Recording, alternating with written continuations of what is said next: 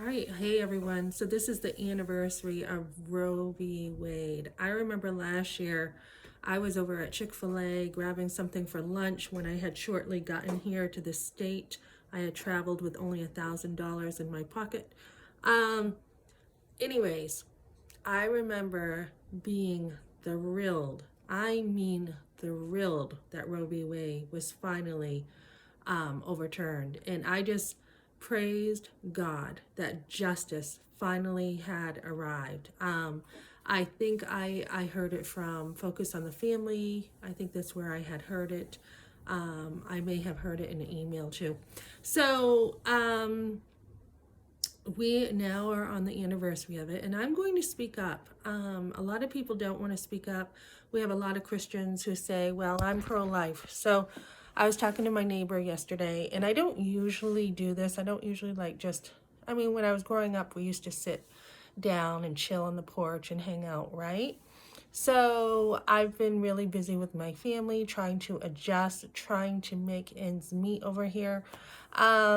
So yesterday I sat down, and I've known him for about a year, kind of off and on, just getting to know him. There's another neighbor I know a little better. But anyways, him and his wife are outside, and everyone's just kind of, having conversations and everything. But when it was me and him at first, just us talking, he was wondering how the divorce was going.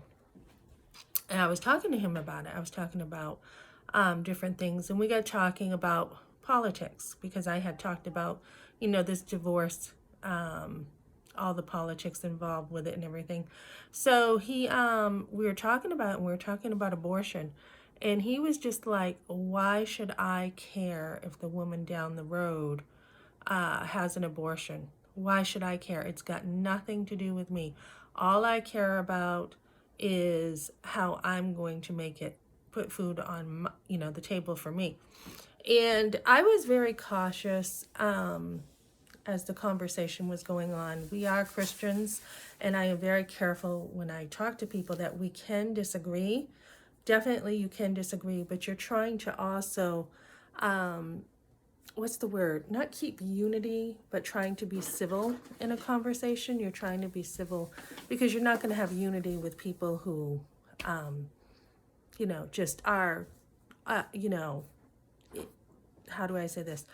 You are not going to get along with everyone. There are people living in sin. You are not going to be able to have unity with, I'm not going to look for unity in a prison cell with someone who's a murderer and hasn't repented, and someone who robs a bank and they haven't repented, and you know what I mean? There's a certain line with certain people. So so we're talking about this, and we're having a civil conversation, and I'm like, so you think murder is okay? And he's like, no, murder's not okay. Murder's wrong. People should go to jail for that. And I'm like, okay, so when they are killing babies up until birth, that's okay? He's like, no, they're not doing that. I'm like, yeah, they are.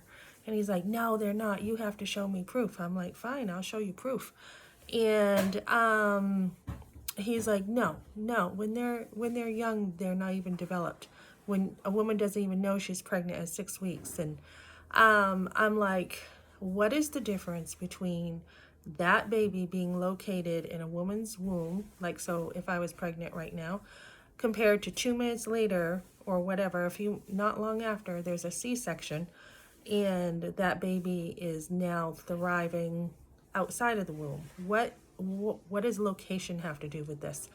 And he's like, because then I would know, if I see the baby, then I know the personality and I see the baby. I can't see it in the womb. And I'm like, we have preemies who make it. You can't just say up until birth it's a baby. So we're talking about this, and we're not agreeing, right? And we're just, we're agreeing to disagree. And what was his argument? I'm like, so if your wife wanted an abortion, you'd be okay with it? He's like, it's her body. I go, what about the baby's body? It's not just her body. And he's like, I would support her with whatever she wants to do. And I'm like, you just told me you're the man of the home. You're the boss of the home. So you wouldn't have a say in that? He's like, only if it affected me. And I'm like, so you don't think that would affect you? And I just watched a video of this guy crying because his girlfriend or wife or whoever went in an abortion clinic and he wanted to be a dad, and dads have no rights, none. So and then he, I'm like, hey, I had a forced abortion at 16 and this is what happened to me. The doctors didn't give any consent. He's like, well, you went there, right? And you agreed to it. And I'm like, no, I didn't. There was no consent at all. And he's like, oh, wait a minute, you were under parent guardianship, right? You were too young to give consent. I'm like, yeah, I was. So he's like, so if your mother brought you there, it's not the doctor's fault. So don't blame the doctor. And, we can say, yeah, you went there for service, whichever way you got there, so it's not the doctor's fault. But the doctors, if you think about it, they're the ones who pull the trigger. So I do think that they should be held accountable. They know more than most people. They're the ones who should be in jail. And, these fathers can't even, the laws are set up so fathers don't even have consent whether they want to be a father or not. And so if you wanted real consent, you would be telling women exactly what an abortion is. You would be telling their father, the baby's father. You would be telling the grandchildren. You would be walking in the truth if there was real consent. So he goes, you should have spoke up to your mother then. And what a lot of people, I said, hey, I didn't even know what an abortion was. So you can be tricked as a kid. And I was just watching a channel where this woman's talking about how her mother molested her. And a lot of mothers will definitely with me, cross all the boundaries, cross them all with their daughters. Whether it's like with me, there was no privacy in the bathroom. My journals were looked at. My stuff was given away. I remember Doris, my great aunt who was rich, had given me stuff that disappeared. My stuff just disappeared on me. We had gone to Disney I went with my grandfather.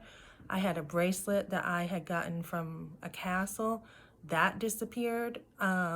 So when you think, when your privacy has already been invaded and your mother criticizes you too, don't think that you can speak up to a mother like that, because you can't. And if you did speak up, you're probably just going to be told something, a lie anyways. So when I did speak up, because my grandmother, when I was married, was trying to set me up with her landlord, I went over to my mother and it was already tense, the relationship, but I had said, guess what Graham did? She tried to set me up with so-and-so. And she's like, huh, so then we had talked another time and she's like, oh, Kim said that would never happen because your thighs are too big. And I'm like, what does that have to do with what my grandmother just tried to do to me? I had to tell this landlord that I have kids and I'm married.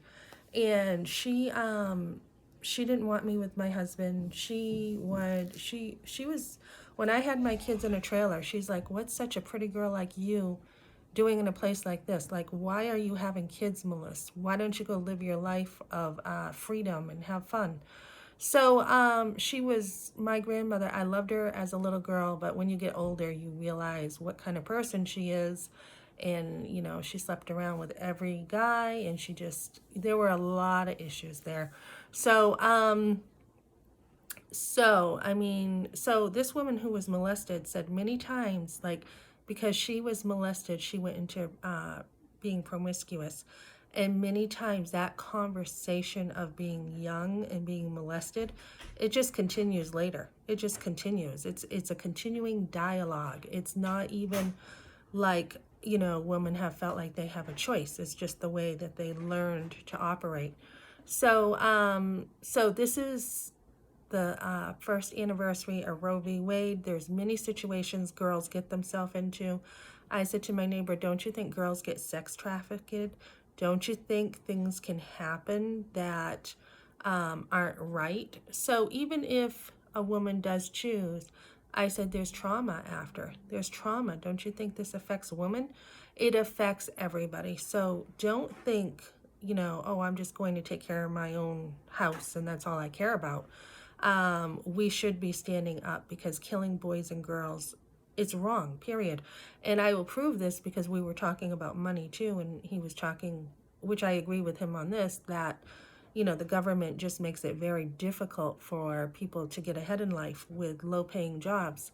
And he was like, why should I work 2 or 3 jobs? Why would I not enjoy the fruit of my labor?